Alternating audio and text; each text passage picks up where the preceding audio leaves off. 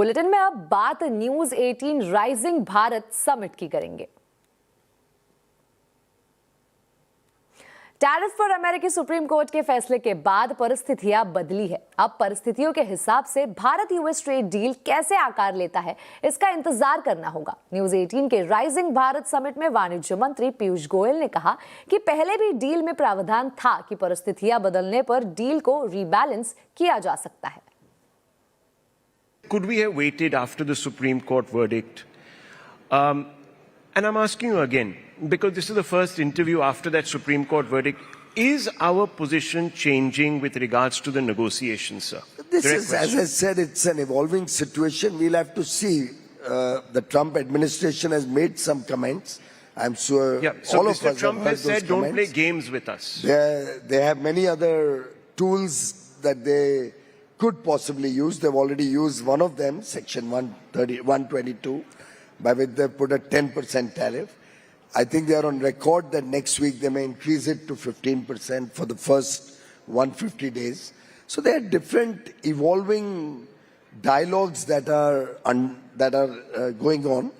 We'll have to watch. And by the way, you must have read my joint statement that we had finalized with the US. It has categorically said that should the circumstances change, the deal would be rebalanced. So you're talking about clause 8? To ensure that the balance of the deal is maintained on both sides. Important statement there. So you're talking about clause 8. That's the one that allows us... It provides that the deal will be the sanctity of the deal is both ways. So given this change, and given the fact that even talk of 15% is less than 18%, is that an incentive for us? Does that strengthen our Well, it does, of course, bargaining position? Give an opportunity for everybody to continue to export without hindrance. But bear in mind, the deal was better because it had many other elements, which, of course, whenever you will finally see the deal, you will realize, oh my God, this is also there, this is also there, this is also there. So till we finally ink it, I'm not in a position to share every detail, though all the sensitive matters I've already clarified. But I can assure you, there's so many more positives to the deal that we should wait. Let us see how the situation moves forward. Rising Bharat summit में IT मंत्री अश्विनी वैष्णव ने कहा कि media और content creators को online revenue में उचित share मिलना चाहिए। सरकार इसके लिए राय मशवरा करके रास्ता निकालेगी।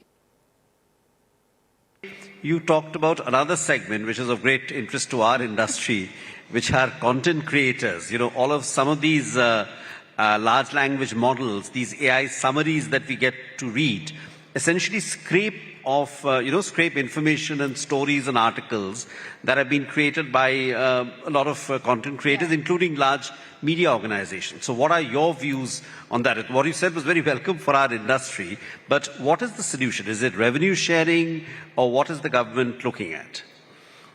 Listen, the content creators and the media houses, you guys invest a lot in getting that entire network where you have the journalists, you have the reporters, then there is an editorial check, and basis all that, finally the content is published.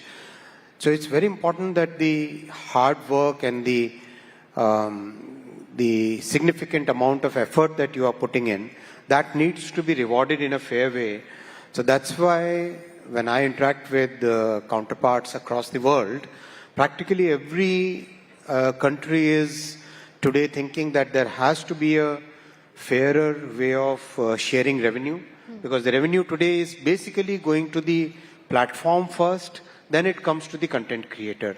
And we have content creators across the country who are creating such huge amount of good quality, high quality content, whether it is music, whether it is cooking, whether it is traditional culture, whether it is traditional folk songs, whether it is science, technology, very interesting ways of explaining things to the young generation. All that is happening today. So therefore, when this Gen Bharat, when they are the content creators, they must get the fair share of the revenue, and the media, which has which has basically developed over more than a couple of centuries, that large base of trust in this institution, that needs to be properly recognized, that needs to be rewarded, and that needs to be further strengthened, in my opinion. Right. Just one follow-up to that, sir. You made an important statement at the DNPA conference where you said, social media platforms must share revenue, and, now we've spoken about AI labs. Is there a way that the government will formalize this, institutionalize this in terms of how the revenue share should work with publishers, with media houses, with content creators? And, is it pragmatic? Is there some way to work this out? This needs to be done in a very consultative manner. All the past work that we have done, whether it is Telecom Act or DPDP Act, all these we have done in very consultative manner. We'll do this also in a very consultative manner. अब आपको बता दें, सरकार ने नई series के तहत GDP growth के आंकड़े जारी किए हैं। मौजूदा वित्त वर्ष की तीसरी तिमाही में जीडीपी ग्रोथ अनुमान से बेहतर रही है। तीसरी तिमाही में जीडीपी ग्रोथ 7.7% अनुमान के मुकाबले 7.8% रही है। इस दौरान मैन्युफैक्चरिंग सेक्टर ग्रोथ 13.3% रही है, जबकि कंस्ट्रक्शन सेक्टर ग्रोथ 6.6% रही है। अगर एग्री ग्रोथ की बात करें तो वो 1.4% रही है। माइनिंग ग्रोथ 4.7% और फाइनेंस रियल एस्टेट सेक्टर की ग्रोथ 11.2% रही है। पब्लिक एडमिन डिफेंस ग्रोथ की अगर बात करें तो वो 4.5% रही है, जबकि trade, hotel, transport, telecom growth 4.7% रही है। तीसरी तिमाही में रियल जीवीए ग्रोथ 7.8% रही है। वहीं पूरे वित्त वर्ष 26 के लिए 7.6% जीडीपी ग्रोथ का अनुमान दिया गया था। इसी के साथ आवाज समाचार में वक्त हो चुका एक छोटे से ब्रेक का। खबरें आगे और भी है, बने रहिए हमारे साथ।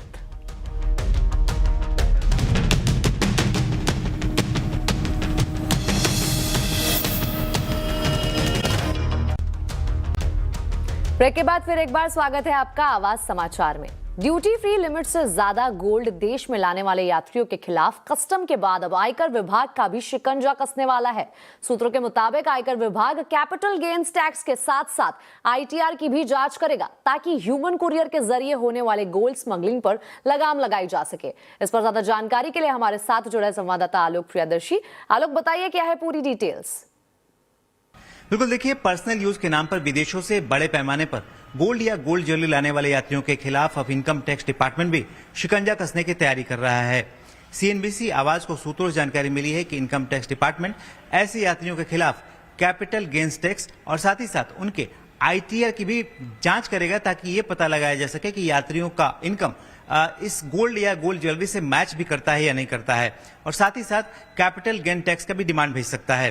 दरअसल बड़े पैमाने पर ऐसा देखा गया है कि कस्टम ने जब ज्वेलरी की जब्ती की, उसके बाद दिल्ली हाई कोर्ट या कोर्ट की तरफ से आरोपियों के हक में फैसला दिया गया और पर्सनल यूज के नाम पर उनको रिलीफ दी गई।